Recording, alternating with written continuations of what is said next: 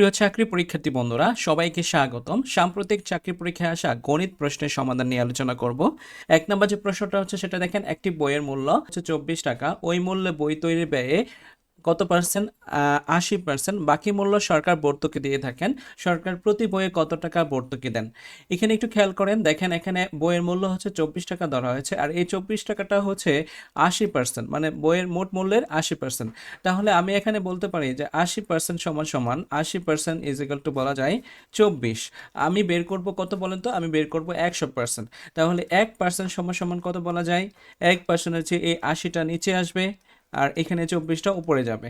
এবং ১০০% যদি বলি, ১০০% সমান সমান হবে ১০০% সমান সমান হবে ৮০, এখানে হবে ২৪ গুণন ১০০। এই ১০০টা উপরে যাবে, ১ থেকে ১০০ বড়, বড় হলে গুণ হয়। এখন আমি ১০ দিয়ে কাটি যদি এটাকে ১০০কে, তাহলে ১০ ১০ ১০০। ৮০কে যদি 10 দিয়ে কাটি তাহলে ৮ বাজাচ্ছে। ৮ দিয়ে যদি আমি ২৪কে ভাগ করি তাহলে ৩ আর ২৪, ৩ হচ্ছে। তাহলে উপরে আছে ৩ আর ১০, ৩ আর ১০ গুণ করেন, ৩ ১০ ৩০। এই ৩০ টাকা হচ্ছে ১০০%। তার মানে বইয়ের মোট মূল্য হচ্ছে ৩০ টাকা। এখন এই ৩০ টাকা থেকে আমি যদি ২৪ টাকা বিয়োগ করি, এই ২৪ টাকা বিয়োগ করলে যে ৬ টাকা হবে, এই ৬ টাকা হচ্ছে সরকার ভর্তুকি দিচ্ছে। আশা করি বুঝতে পেরেছেন। দ্বিতীয় নাম্বার যে অঙ্কটা হচ্ছে সেটা দেখেন, sine theta plus cos theta সমান সমান √2 হলে থিটার মান কত? এই অঙ্কটা যদি আমরা স্বাভাবিকভাবে করতে যাই এমসিকিউ প্রশ্নে, অনেক সময় লাগবে। এই জন্য আমরা কি করব, এই অপশনগুলো দেখে দেখে আমি অঙ্কটা সমাধান করার চেষ্টা করব। আমি যদি সাইন লিখি, সাইন, তারপরে এই থিটার জায়গায় যদি আমি ৪৫ ডিগ্রি লিখি, দেখেন এখানে ৪৫ ডিগ্রি লিখলাম, ৪৫ ডিগ্রি প্লাস এই কস থিটা লিখলাম, কস থিটার পরে এই যে এই থিটা সমান সমান ৪৫ ডিগ্রি লিখি, তাহলে এখানে এই সাইন ৪৫ ডিগ্রির মান কি বলেন তো? সাইন ৪৫ ডিগ্রির মান হচ্ছে 1/√2, প্লাস এটার মান হচ্ছে 1/√2। এখন এই 1/√2কে আমরা কি করব, এই যে নিচে √2, এখানে √2 আছে, তাহলে একটা √2 নেব। তাহলে এই √2 এই √2 কাটা, উপরে +1, এখানে প্লাস এই √2 কাটা 1, তাহলে কত হলো? দেখেন এখানে হচ্ছে √2 আর উপরে হচ্ছে 2। এখন এই 2কে আমরা কি করব, একটা 2কে আমরা দুইটা √2 লিখবো, √2 গুণন √2, নিচে লিখবো √2। দেখেন এই √2 আর এই √2 কাটা সমান সমান হচ্ছে √2। দেখেন এইটা, এই যে সাইন ৪৫ ডিগ্রি মান বসানোর কারণে এর ডান পক্ষ কি হলো √, তার মানে হচ্ছে এখানে থিটার মান হচ্ছে 45 ডিগ্রি। থিটার মান কি বলেন তো? 45 ডিগ্রি। আশা করি বুঝতে পেরেছেন। পরবর্তী অঙ্কটা দেখেন, দেখেন এখানে লেখা আছে 2x প্লাস 2/x = 3 হলে x² প্লাস 1/x² এর মান কত?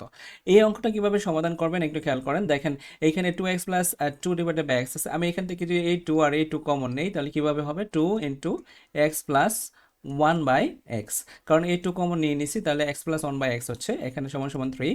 তাহলে x plus 1/x is equal to কত বলেন তো? 1/x plus 1/x, x plus 1/x সমান সমান 3, আর এই 2টা যদি এই পাশে আনে তাহলে হবে 3/2। তাহলে x প্লাস 1/x এর মান হচ্ছে 3/2। এখন আমি কি করব, এই x² প্লাস 1/x এর মান বের করব, x² প্লাস 1/x²। তাহলে x² plus 1/x² is equal to, সূত্রটা বলেন তো? x plus 1/x whole square minus সূত্র 2x 1/x।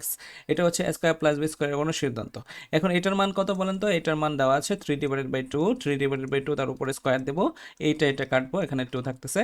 দেখেন এখানে 3 উপরে স্কয়ার মানে 3 3 9, 2 উপরে স্কয়ার মানে 2 2 4, এখানে -2। এখন এই যে দেখেন এই দুটার থেকে একটা কমন নেব, দেখেন এখানে 9 আছে, মাইনাস এই 2কে আমরা কি করব, 8 বানাবো, তাহলে 8। তাহলে দেখেন এখানে 9 থেকে 8 বাদ দিলে 1, নিচে থাকতেছে 4, তাহলে 1/4, আনসার হচ্ছে 1/4। আশা করি বুঝতে পেরেছেন। তারপরের অঙ্কটা দেখেন, একটি ভগ্নাংশের লব ও হরের সমষ্টি হচ্ছে 11। লব থেকে 2 বিয়োগ করলে ও হরের সাথে 3 যোগ করলে ভগ্নাংশটি কত হবে? 1/2 বা হাফ হয়। ভগ্নাংশটি কত? এটা এখানে দুইটা শর্ত দেওয়া আছে, একটা হচ্ছে সমষ্টি আর একটা হচ্ছে লব থেকে 2 বিয়োগ করলে এবং হরের সাথে 2 যোগ করলে সংখ্যাটি হবে হাফ হবে, 1/2 হবে। তাহলে এখানে একটা শর্ত, আবার এখানে একটা শর্ত। তাহলে আমরা অপশনগুলোতে খুঁজবো যে এই দুইটা শর্ত যে অপশনগুলোতে মিলে গেছে সেটাই হচ্ছে উত্তর। আমরা যেহেতু সংক্ষেপে করব, এমসিকিউ করব, এই জন্য আমরা এইভাবে অপশন দেখে অঙ্কটা করতে পারি। দেখেন খেয়াল করেন, দেখেন এখানে প্রথমে হচ্ছে লব কত বলেন তো? লব হচ্ছে 6, তাহলে এখানে লব হচ্ছে 6 আর হর হচ্ছে 5, তাহলে এই দুটার যোগফল বলতে বলছে, যোগফল হচ্ছে 11। তাহলে প্রথম শর্তটা মিলে গেছে। এখন দ্বিতীয় শর্তটা মিলান।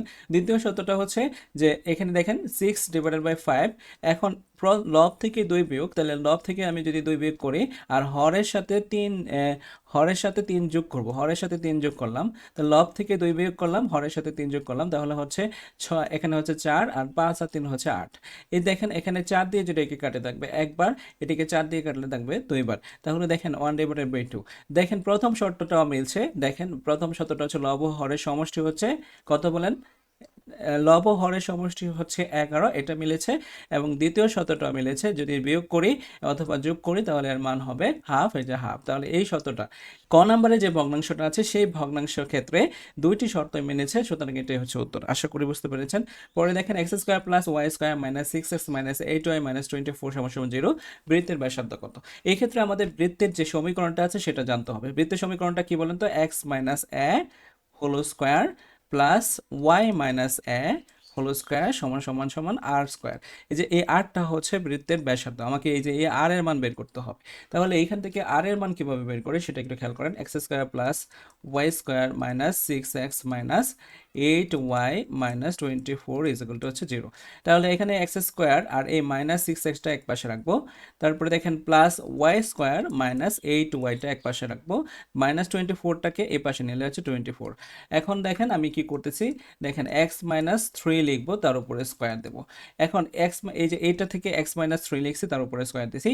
দেখেন এটা কেন করছি, দেখেন x square minus 3 x square minus 2 x 3 plus 3 square, মানে এই যে এটা সূত্র x মাইনাস 3 হোল স্কয়ার সূত্র হচ্ছে x square minus 2x 3 plus 3 square. তাহলে এখানে দেখেন x স্কয়ার ঠিক আছে, 3 দুগুণে 6x ঠিক আছে, আর 3 3কে 9 বেশি লেখা হয়ে গেছে, তাহলে এই 9টাকে আমরা এখানে মাইনাস করে দেব। একইভাবে আমরা কি করব, এটাকে লিখব y মাইনাস 4 স্কয়ার, তারপরে দেখেন এখানে দেখেন y স্কয়ার মাইনাস 4 দুগুণে 8x প্লাস 4 4 16, তাহলে এখানে 16 বেশি লেখা হয়ে গেছে, এই জন্য 16 বিয়োগ করব, মাইনাস কত 24। এখন দেখেন আমরা কি করছি, দেখেন x minus 3 whole square plus y minus 4 whole square, এটাই যে এইটার এটা এক পাশে রাখবো আর এটাকে আমরা এই পাশে নিয়ে যাবো, তাহলে 24 মাইনাস 9কে এই পাশে নিলে প্লাস হয় আর 16কে এই পাশে নিলে প্লাস হয়। তাহলে দেখেন এখন আমি x মাইনাস 3 লিখি whole square plus y minus 4 whole square সমান সমান হচ্ছে এই সবগুলোকে যোগ করলে কত হয় দেখেন তো, 49 হয়। এই যে এই 49টা হচ্ছে কি বলেন তো, r স্কোয়ার। তাহলে r স্কোয়ার যদি 49 হয়, r স্কোয়ার সমান সমান কত 49, তাহলে r শুধু r সমান সমান কত বলেন, শুধু r সমান সমান হচ্ছে বলেন, শুধু আর সমান সমান হচ্ছে 7, শুধু আর সমান সমান কত 7, এই যে এখানে 7, এই 7ই হচ্ছে বৃত্তের ব্যাসার্ধ। আশা করি বুঝতে পেরেছেন। প্রতি অঙ্কটা দেখেন log 3 তার উপরে পাওয়ার হচ্ছে 1/9। এখন এটাকে আমরা কিভাবে সমাধান করব, log 3 লিখবো, এই 1/9কে আমরা লিখতে পারি 1/3 স্কোয়ার। এখন আমরা কি করব, এই ইনভার্সটা উঠাবো, তাহলে 3 এই 1/3 স্কোয়ারটাকে আমরা লিখতে পারি 3 মাইনাস 2, 3 মাইনাস কত, এই যে এই মাইনাসটা উপরে চলে যাবে, এখানে এই ইনভার্স উঠাতে হলে এটার আগে একটা মাইনাস দিতে হয়। এখন দেখেন এই মাইনাস 2টাকে যদি আমি সামনে নিয়ে আসি, নিয়ে আসতে পারি, তারপরে log 3 উপরে 3 কিভাবে আসছে, কারণ log এই বেসের উপরে পাওয়ার উপরে আবার যদি পাওয়ার থাকে সেই পাওয়ারটাকেও সামনে আনতে হয়। এখন দেখেন এই যে দেখেন এখানে -2 লিখবো আর log 3 উপরে পাওয়ার 3 থাকলে এর মান হচ্ছে 1, তাহলে সমান সমান হচ্ছে -2, উত্তর হচ্ছে -2, এটাই হচ্ছে আনসার। 6টি কমলার ক্রয় মূল্য 5টি কমলার বিক্রয় মূল্যের সমান হলে শতকরা কত লাভ হবে।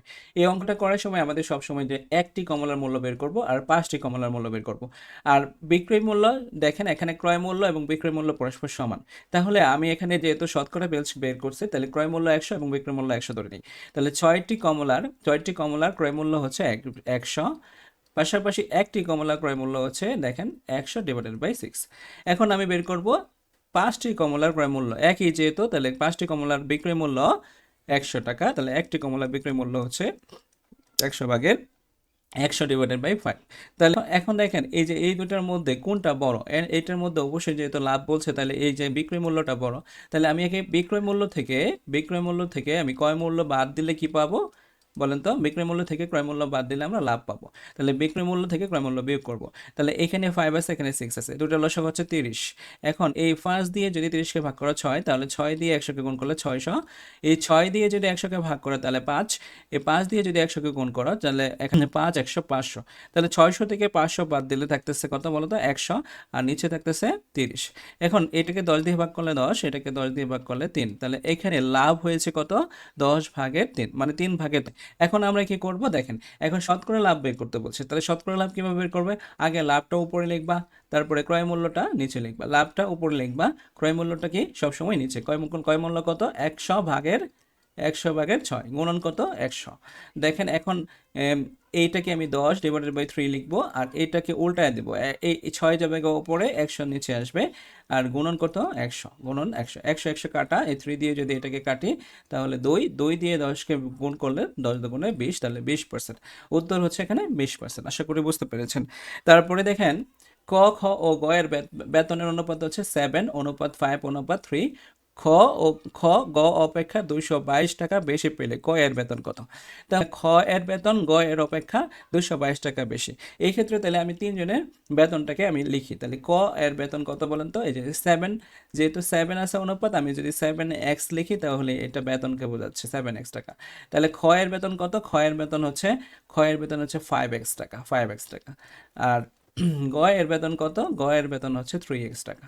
তাহলে আমরা তিনজনের বেতন পেয়েছি। এখন দেখেন এই যে এইখানে খ এর যে বেতন আর গ এর যে বেতন, এই দুটো বেতনের পার্থক্য হচ্ছে 222। তাহলে আমি লিখবো 5x - 3x = 222।